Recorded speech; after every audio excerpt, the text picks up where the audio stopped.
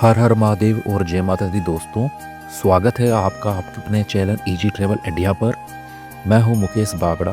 और जैसा कि दोस्तों आपने हमारे पिछले वीडियो में देखा, हमने माता वैष्णो देवी की पावन यात्रा पूरी की थी और भव्य भवन से लेकर अर्धकुमारी और भेरू घाटी तक के हर छोटे बड़े अनुभव आपके साथ शेयर किए थे। अगर आपने वो वीडियो अभी तक नहीं देखा है तो उसका लिंक आपको डिस्क्रिप्शन में मिल जाएगा, ज़रूर देखें, या फिर मेरे चैनल पर जाकर भी देख सकते हैं। उस वीडियो में मैंने पूरी वैष्णो देवी की यात्रा को बहुत ही विस्तार और आसानी से समझाया था, ताकि हर यात्री को सही और उपयोगी जानकारी मिल सके। और अब माँ की कृपा और आशीर्वाद लेकर हम आगे बढ़ रहे हैं एक और आध्यात्मिक और रहस्यमयी यात्रा की ओर। जी हाँ दोस्तों, अब हमारी अगली मंजिल है शिवखोड़ी, जहाँ स्वयं भोलेनाथ का अद्भुत स्वयं प्रभु शिवलिंग स्थित है, यानी प्रकृति द्वारा बना हुआ। और यहाँ की ऊर्जा इतनी शक्तिशाली है कि मन और आत्मा दोनों को शांति मिल जाती है। यहाँ आने वाला हर वक्त कहता है इस जगह को शब्दों में नहीं, बस अनुभव किया जा सकता है। तो चलिए दोस्तों, महादेव के आशीर्वाद से शुरू करते हैं ये दिव्य यात्रा, जहाँ भक्ति है, शक्ति है और शिव का अनंत स्वरूप है। दोस्तों कमेंट बॉक्स में हर हर महादेव जरूर लिखें।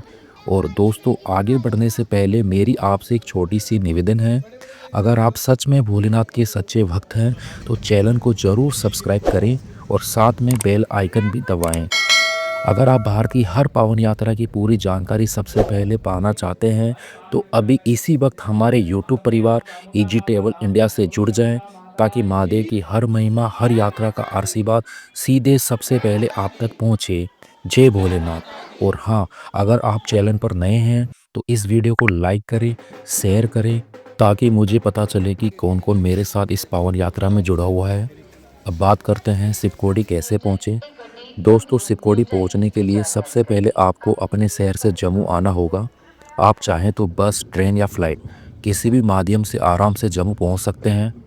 जम्मू से शिवखोड़ी की दूरी लगभग 115 किलोमीटर है और यह सफ़र आपको सड़क मार्ग से ही पूरा करना होता है। जम्मू रेलवे स्टेशन के बाहर आपको काफ़ी प्राइवेट टैक्सियाँ मिल जाती है। अगर आप सेम डे रिटर्न यात्रा करना चाहते हैं तो टैक्सी वाले आपसे लगभग 3500 से 4000 तक का चार्ज करते हैं और शाम में वापस जम्मू ड्रॉप कर देते हैं। ज़्यादातर लोग माता वैष्णो देवी के दर्शन के बाद ही शिवखोड़ी जाते हैं। कटरा से शिवखोड़ी की दूरी लगभग 80 किलोमीटर है। कटरा के पुराने बस स्टैंड के पास से आपको sharing taxi, private taxi, tempo traveller बस बहुत आसानी से मिल जाती है। कटरा में कई टूर एंड ट्रैवल ऑफिस भी है, जहां से आप बुकिंग कर सकते हैं। सबसे पहले बात करते हैं बस सर्विस की। बस का किराया लगभग 250 से 300 होता है, जिसमें आना जाना दोनों शामिल होता है। बसें सुबह 7 बजे से 10 बजे तक कटरा से निकलती है और शाम को आपको वापस कटरा ड्रॉप कर देती है। अगर आप बजट फ्रेंडली ऑप्शन चाहते हैं तो बस सबसे बेहतर है। दूसरा विकल्प शेयरिंग टैक्सी। इसका किराया करीब 300 से 350 तक रहता है। ये आपको आसानी से मिल जाती है और समय के हिसाब से चलती रहती है। सोलो ट्रैवलर या छोटे ग्रुप के लिए अच्छा ऑप्शन है। तीसरा ऑप्शन है प्राइवेट टैक्सी, वो भी सेम डे रिटर्न। इनका किराया 2500 से 3000 के बीच रहता है। इसमें एक खास बात यह है कि टैक्सी वाले आपको रास्ते के मुख्य धार्मिक स्थान भी घुमा देते हैं और फिर उसी दिन आपको कटरा वापस छोड़ देते हैं। अगर आप आरामदायक और पर्सनल ट्रिप चाहते हैं तो ये भी बिल्कुल सही है।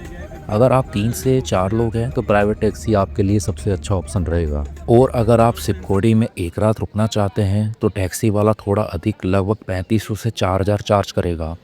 दोस्तों हमने अपनी यात्रा की शुरुआत कटरा से की थी और सफ़र के लिए हमने टेम्पू ट्रेवलर बुक किया था।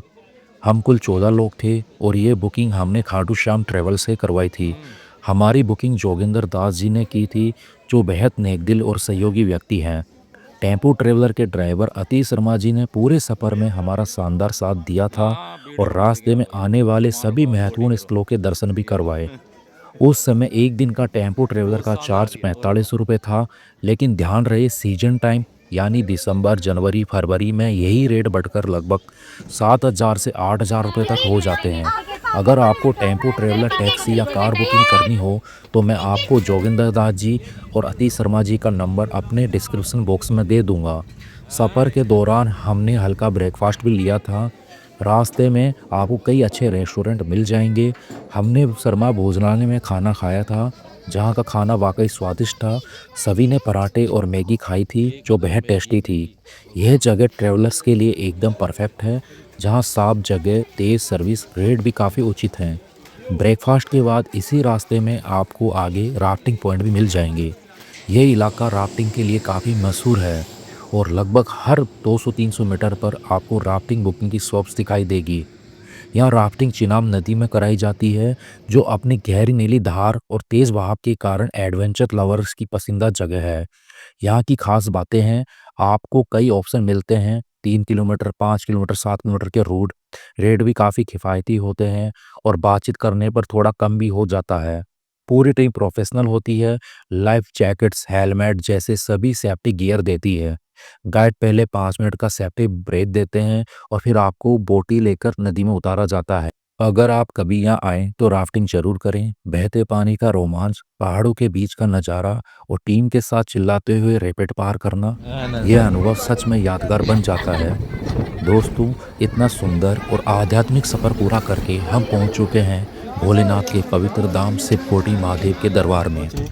दोस्तों, पौराणिक कथाओं के अनुसार एक समय भस्मासुर ने कठोर तपस्या करके भगवान शिव से यह वरदान मांगा था कि वह जिस किसी को स्पर्श करे वह तुरंत भस्म हो जाए। वरदान मिलते ही भस्मासुर ने अहंकार में आकर स्वयं भोलेनाथ को ही स्पर्श करने की कोशिश की। इससे बचने के लिए भगवान भोलेनाथ इस पर्वत क्षेत्र की एक गुफा में आकर छिप गए और वही गुफा आज शिवकोटी की गुफा के नाम से प्रसिद्ध है। यही कारण है कि यह स्थान धार्मिक दृष्टि से अत्यंत पवित्र माना जाता है। दोस्तों, जहाँ पर आपकी बस, टैक्सी या टेम्पो ट्रेवल आपको उतारेगा, वहाँ से शिवकोटी गुफा का मुख्य प्रवेश द्वार अभी लगभग 2 किलोमीटर आगे होता है। वहीं पर आपको शेयरिंग टैक्सी 20 रुपये प्रति व्यक्ति या पूरी टैक्सी जो लगभग 250 रुपये में बुक हो जाती है, आराम से किराए में मिल जाती है, जो आपको सीधे शिवकोटी के प्रवेश द्वार यानी शिवम द्वार तक छोड़ देगी। अब बात करते हैं रजिस्ट्रेशन प्रक्रिया की और रुकने की व्यवस्था। यात्रा शुरू करने से पहले चालो रजिस्ट्रेशन चालो अनिवार्य चालो होता चालो है। चालो। शिवम द्वार के पास ही रजिस्ट्रेशन काउंटर मिलेगा, जहां आपको सिर्फ आधार कार्ड देकर पंजीकरण करना होता है। सामान्य स्थिति में 5-10 मिनट में रजिस्ट्रेशन हो जाता है, लेकिन अगर भीड़ ज़्यादा हो तो अधिकतम आधा घंटा लग जाता है। अब शुरू होती है शिवकोटी की पैदल यात्रा। कुकू जल्दी यहीं करो। से आपकी असली यात्रा शुरू होती है। भोलेनाथ के पवित्र दरबार तक की आध्यात्मिक पैदल यात्रा। अधिकतर श्रद्धालु सुबह 8 बजे से 9 बजे के बीच यहाँ पहुँचते हैं। दर्शन के बाद शाम तक वापस लौट जाते हैं। अगर आप यहाँ रुकना चाहते हैं शिवकोटी में, तो hotel, home stay, guest house आसानी से उपलब्ध है। या होटल के रेट करीब 600 रुपये से शुरू होकर 3000 तक मिल जाते हैं। इसी बजट में आपको एक बहुत अच्छा यहाँ स्टे मिल जाएगा। यात्रा का सही समय और मार्ग। दोस्तों, मेरा सुझाव रहेगा कि आप कटरा या जम्मू से सुबह जल्दी निकले, ताकि 8-9 बजे तक आप शिवकोटी पहुँच जाएँ। सुबह भीड़ कम रहती है, दर्शन आसानी से हो जाते हैं, मौसम भी सुहावना रहता है। क्योंकि जैसे जैसे दिन बढ़ता है, खासकर दोपहर और शाम के समय, यहाँ भारी भीड़ हो जाती है। दोस्तों, अब हमारी यात्रा का सबसे महत्वपूर्ण हिस्सा शुरू होता है। यहाँ से हम अपनी पैदल यात्रा शिवम द्वार से शुरू करेंगे। शिवम द्वार से शिवकोटी की मुख्य गुफा तक की दूरी लगभग 3.5 किलोमीटर है। यह रास्ता बिल्कुल आसान है और सिर्फ हल्की चढ़ाई है, इसलिए सामान्य रूप से किसी भी व्यक्ति को चलने में ज़्यादा परेशानी नहीं होती है। अब बात करते हैं घोड़े पालकी की। बैठो बैठो सब बैठो। अगर आपके साथ छोटे बच्चे, बुजुर्ग या कोई व्यक्ति पैदल चलने में असमर्थ है, तो चिंता की कोई बात नहीं है। यहाँ पर घोड़े और पालकी की सुविधा भी उपलब्ध है। घोड़े से यात्रा करने का किराया एक तरफ 200 से 300 लगता है, दोनों तरफ का लगभग 500 रुपये लगता है और बच्चों के लिए लगभग 180 रुपये रहता है। वहीं पालकी का किराया थोड़ा ज़्यादा रहता है, लेकिन अगर कोई चल नहीं सकता तो यह एक बेहतरीन विकल्प है। घोड़ा या पालकी आपको मंदिर से 300 से 400 मीटर पहले उतार देते हैं। वहाँ से कुछ सीढ़ियाँ चढ़कर आप मंदिर तक पहुँच जाते हैं। पैदल मार्ग की सुविधाएं। जो श्रद्धालु पैदल यात्रा करना चाहते हैं, उनके लिए पूरा रास्ता बहुत अच्छी तरह से बनाया गया है। रास्ते में आपको हर थोड़ी दूरी पर बैठने के लिए बेंच, धूप और बारिश से बचने के लिए शेड, खाने पीने की दुकानें, प्रसाद की दुकानें और साफ सुथरे टॉयलेट आसानी से मिल जाते हैं। इसलिए आपको किसी भी चीज़ की कमी नहीं लगेगी। अगर आप असामान्य गति से पैदल चल रहे हैं, तो 1.5 से 2 घंटे में आप आराम से गुफा तक पहुंच सकते हैं। रास्ते में प्रकृति के बेहद खूबसूरत दृश्य मिलते हैं, जो आपकी थकान को पल भर में दूर कर देते हैं। यात्रा के दौरान 3 से 4 छोटे मंदिर भी आते हैं। आप चाहे तो जाते समय या फिर वापस लौटते समय इन मंदिरों के दर्शन कर सकते हैं। अब बात करते हैं गुफा में दर्शन की और लॉकर सुविधा की। दोस्तों ध्यान रखें, शिवकोटी गुफा के अंदर mobile, phone, camera, Bluetooth, power bank, bag, जूते, चप्पल, कोई भी इलेक्ट्रॉनिक्स आइटम ले जाना अनुमति नहीं है। इसलिए आप गुफा के बाहर बने निःशुल्क लॉकर में अपना सामान जमा करा के आगे बढ़ सकते हैं। लॉकर में सामान जमा करने के बाद अब हम प्रवेश करते हैं शिवकोटी की पावन गुफा में। गुफा प्रवेश द्वार काफ़ी सकरा है, इसलिए यहाँ आपको थोड़ा झुककर या बैठकर अंदर जाना पड़ता है।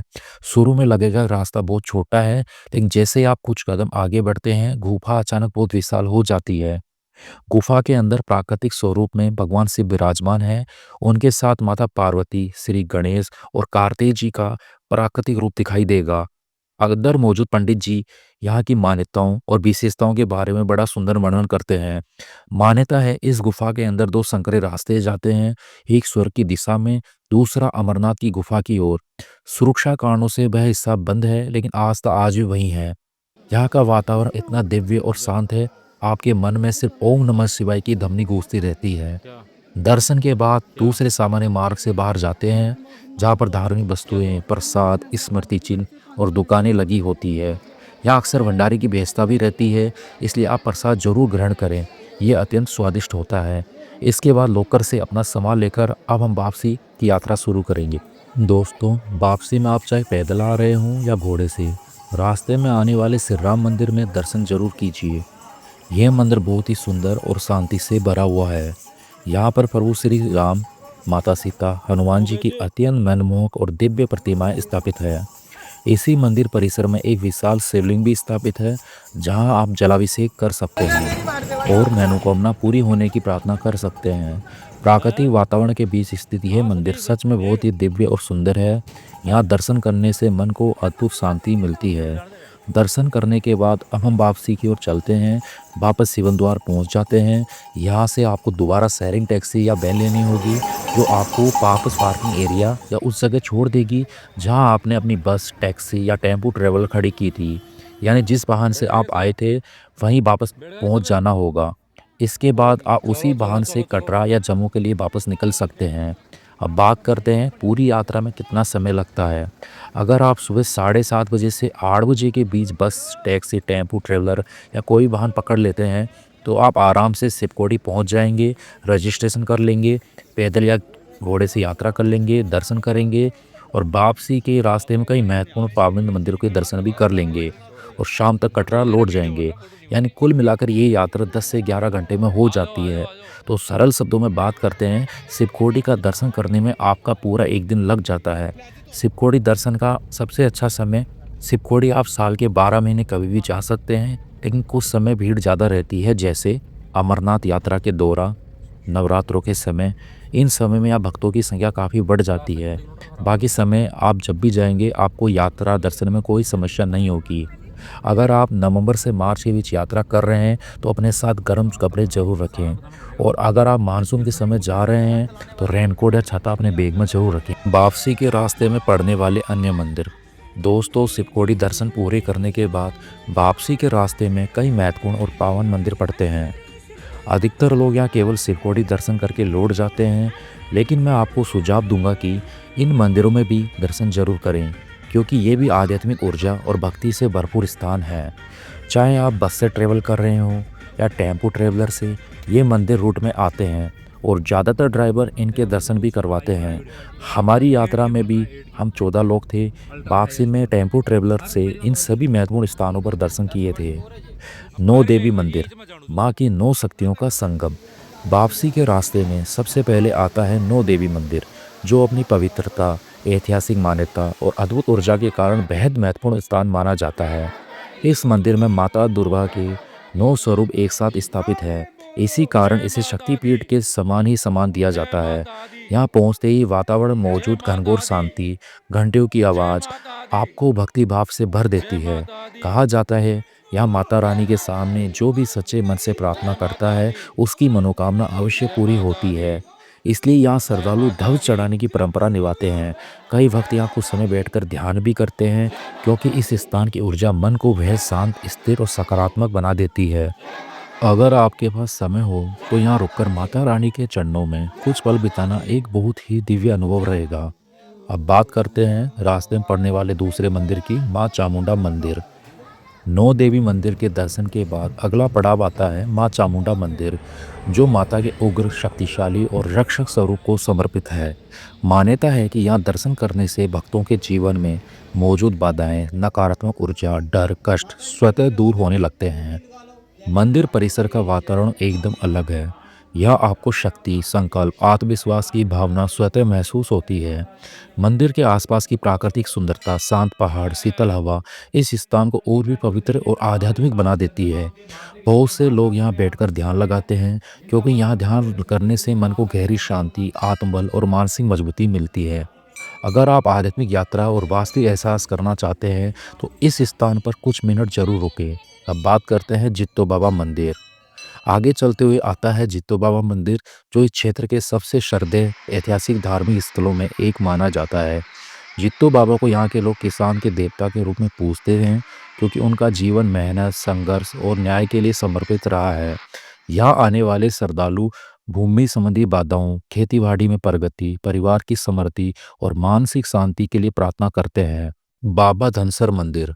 इसके बाद आता है बाबा धनसर मंदिर, जो अपने प्राकृतिक झरने, पवित्र वातावरण और चमत्कारिक मान्यताओं के लिए प्रसिद्ध है। यहाँ बहता स्वच्छ जल, हरियाली, शांत वातावरण इस स्थान को और भी दिव्य बनाता है। इस मंदिर के बारे में कहा जाता है कि यहाँ की जलधारा में बेहद उपचारवातक शक्ति है, और जो भी व्यक्ति सच्चे मन से यहाँ प्रार्थना करता है उसकी मनोकामनाएं पूरी होती हैं। भक्त यहाँ विशेष रूप से मानसिक शांति, स्वास्थ्य, इच्छाओं की पूर्ति के लिए आते हैं। दोस्तों, अब बात करते हैं इस पूरी यात्रा में आपका कुल खर्च कितना आएगा। अगर आप शिवखोड़ी की लगभग 3.5 किलोमीटर की यात्रा पैदल ही करते हैं और घोड़े या पालकी का उपयोग नहीं करते हैं, तो आपका पूरा ट्रिप बहुत आराम से करीब 800 से 1000 रुपये तक में पूरा हो जाएगा। इसमें आपकी ट्रैवलिंग, प्रसाद और बेसिक खर्चे शामिल हो जाते हैं। लेकिन अगर आप इस यात्रा को घोड़े से करना चाहते हैं, पालकी लेना चाहते हैं या होटल में रुकने का प्लान है, तो उसके चार्ज मैंने इस वीडियो में पहले से ही आपको विस्तार से बता दिए हैं। आप उन खर्चों को अपने बजट के अनुसार जोड़कर अपनी यात्रा को और भी आरामदायक बना सकते हैं। दोस्तों, इस वीडियो में मैंने कोशिश की है आपको शिवखोड़ी यात्रा से जुड़ी हर छोटी बड़ी जानकारी बिल्कुल सही, स्पष्ट, आसान तरीके से मिल जाए, ताकि आपको वास्तविक यात्रा में कोई भी परेशानी ना हो। इसके बाद भी अगर आपके मन में कोई सवाल रह जाए तो आप हमें कमेंट बॉक्स में पूछ सकते हैं। मैं जल्द से जल्द उसका जवाब देने की कोशिश करूंगा। दोस्तों, आप ये वीडियो कहाँ से देख रहे हैं और आपको ये वीडियो कैसा लगा, कमेंट बॉक्स में ज़रूर बताइए। अगर ये वीडियो आपके लिए मददगार और उपयोगी रही हो तो इसे ज़रूर लाइक करें, क्योंकि आपका एक लाइक हमें ऐसे यात्रा से जुड़े वीडियो बनाने की प्रेरणा देता है। और हाँ, इस वीडियो को अपने दोस्तों, परिवार और सोशल मीडिया ग्रुप में शेयर करना बिल्कुल मत भूलिए, ताकि और लोग भी शिवखोड़ी यात्रा की पूरी जानकारी आसानी से प्राप्त कर सकें। अगर अभी तक आप हमारे चैनल ईजी ट्रैवल इंडिया से नहीं जुड़े हैं तो चैनल को सब्सक्राइब कर लीजिए और साथ ही बेल आइकन दबाकर ऑल नोटिफिकेशन चुन लें, जिससे भविष्य में आने वाली सभी नए यात्रा वीडियो सबसे पहले आप तक पहुँचें। सभी दोस्तों को दिल से धन्यवाद और अंत में मिलकर बोलते हैं हर हर महादेव।